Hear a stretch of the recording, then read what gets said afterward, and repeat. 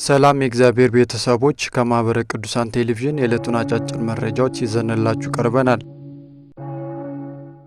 በሀዲያና ስልጤ ሀገረ ስብከት 58 አዳዲስ አማንያን የሥላሴ ልጅነትን አገኙ። የሀዲያና ስልጤ ሀገረ ስብከት በመረጃው እንደገለጸው በሶሮ ወረዳ ቤተ ክህነት በቡና ደብረ ጽዮን ቅድስተ ማርያም ወእግዚአብሔር አብ ቤተ ክርስቲያን 58 አዳዲስ አማንያን ወደ ቤተ ክርስቲያን ህብረት ተቀላቅለዋል ተብሏል። በተመሳሳይ ዜና በጌዲዮ ኮሬና ቡርጃ ሀገረ ስብከት በኮሬ ዞን ወረዳ ቤተ ክህነት በጎልቤ ቅድስተ ማርያም ቤተ ክርስቲያን 12 አዳዲስ አማንያን የሥላሴ ልጅነትን ማግኘታቸውን የሀገረ ስብከቱ ህዝብ ግንኙነት ክፍል አስታውቋል። መረጃው በህንሳ የሀዲያና ስልጤ ሀገረ ስብከት ሚዲያ ነው። ቅድስት ቤተ ክርስቲያን ለተፈጥሮ ደህንነት ጥበቃ እያበረከተች ያለችው አስተዋጽኦ ትልቅ መሆኑን ብፁዕ አቡነ ጎርጎርዮስ ገለጹ። ከጀርመን ከኬንያና ከተለያዩ ሀገራት የተወከሉ የውጭ ሀገር ዜጎች እንዲሁም ከክርስቲያናዊ ተራድኦ ኮሚሽን የመጡ የስራ ኃላፊዎች በዝዋይ ሐመረ ብርሃን ቅዱስ ገብርኤል ገዳምና ስራ አመራር መንፈሳዊ ኮሌጅ ጉብኝትና ውይይት ማድረጋቸው ተገልጿል። ቅድስት ቤተ ክርስቲያን ለተፈጥሮ ደን ጥበቃና ለአካባቢ እንክብካቤ የምታበረከተው አስተዋጽኦ ከፍተኛ እንዲሁም አረንጓዴ ልማትን ማስፋፋት የቤተ ክርስቲያን ጥንታዊ ባህል መሆኑን ገልጸዋል። በገዳሙ የሚገኘው የችግኝ ማፍያ ጣቢያ ገዳሙንና አካባቢውን ለማልማት ከፍተኛ ድርሻ እያበረከተ መሆኑን ብፁዕነታቸው ጨምረው ተናግረዋል።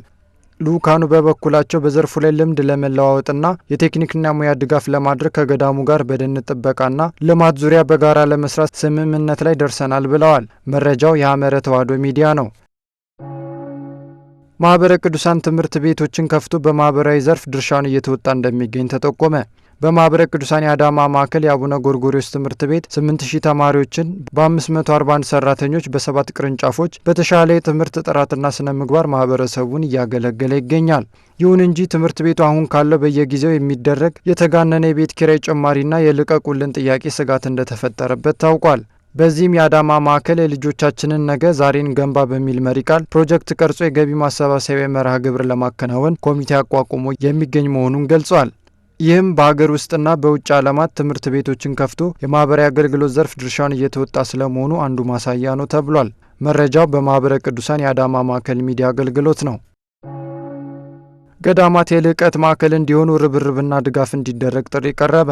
በሰሜን ወሎ ሀገረ ስብከት በላስታ ወረዳ ቤተ ክህነት የዋልድቢት ቅድስተ ማርያም አቡነ ሳሙኤል ዘዋልድባ አንድነት ገዳም የመምህር ኪዳነ ማርያም መታሰቢያ የአዲስ ኪዳን አዳሪ ትምህርት ቤት ለ5 ተከታታይ ዓመታት ሲያስተምራቸው የነበሩትን የአዲስ ኪዳን ትርጓሜ ለመጀመሪያ ጊዜ ደቀ መዛሙርትን አስመርቋል። መልአከ ብርሃን ቄስ ዮሴፍ ረታ የወረዳ ቤተ ክህነቱ ዋና ስራ አስኪያጅ ባስተላለፉት መልእክት አዳሪ ትምህርት ቤቱ ወደ 4ቱ ጉባኤያት እንዲሸጋገርና ገዳማት የልዕቀት ማዕከል እንዲሆኑ ሁሉም ርብርብና ድጋፍ እንዲያደርግ ጥሪ አቅርበዋል።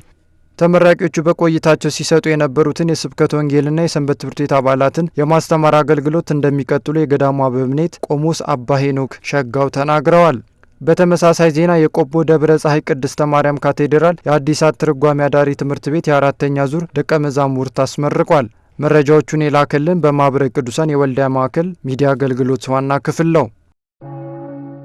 በማህበረ ቅዱሳን አስተባባሪነት በደቡብ ወሎ ለሚገኙ ተፈናቃዮች ሰብአዊ ድጋፍ ተደረገ። በማህበረ ቅዱሳን የደሴ ማዕከል በላከልን መረጃ በደቡብ ወሎ ዞን በኩታበር ወረዳ ቻይና ካምፕ ተብሎ በሚጠራ ቦታ መጠለያ ጣቢያ ለሚገኙ 206 ተፈናቃዮች ከበጎ አድራጊዎች የተገኘ 220 ሺህ ገንዘብና የአይነት ድጋፍ ተደርጓል ብሏል። የማህበረ ቅዱሳን ደሴ ማዕከል ጽሕፈት ቤት ኃላፊ ዲያቆን ሞላ ንጉስ እንዳሉት በተለይም በዚህ ወቅት ሁሉም ካለው ለተቸገሩ ማካፈልን የኑሮ አካል ማድረግ ይገባል ሲሉ ተናግረዋል። ተፈናቃዮቹ ድጋፍ ከማጣታቸውን በተጨማሪ ከፍተኛ የሆነ የስነ ልቡና ጫና እየደረሰባቸው ነው ያሉት በማህበረ ቅዱሳን ኩታበር ወረዳ ማዕከል ተወካዮች ሁሉም አካል የሚችለውን እንዲያደርግ ጥሪ አስተላልፈዋል።